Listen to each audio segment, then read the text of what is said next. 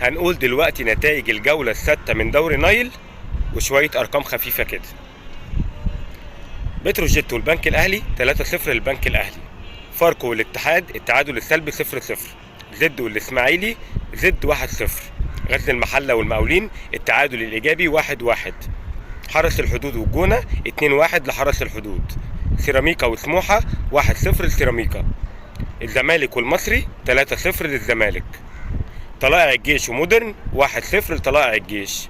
كهرباء الإسماعيلية ووادي دجلة 4-1 لوادي دجلة. إنبي والأهلي التعادل الإيجابي 1-1.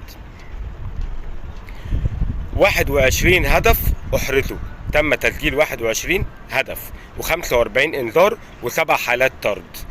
أقوى خط هجوم في الدوري المصري النادي المصري 13 هدف، وأقوى خط دفاع في الدوري المصري غزل المحلة دخل فيه هدف واحد.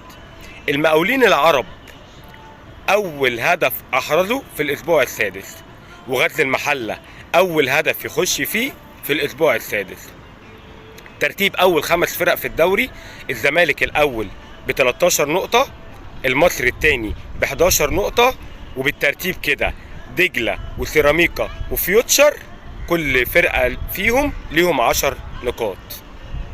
النادي الأهلي أسوأ انطلاقة ليه في الدوري، فوز وحيد و3 تعادلات وخسارة، 6 نقط من 5 ماتشات. أسوأ انطلاقة للنادي الأهلي في الدوري المصري. سلام.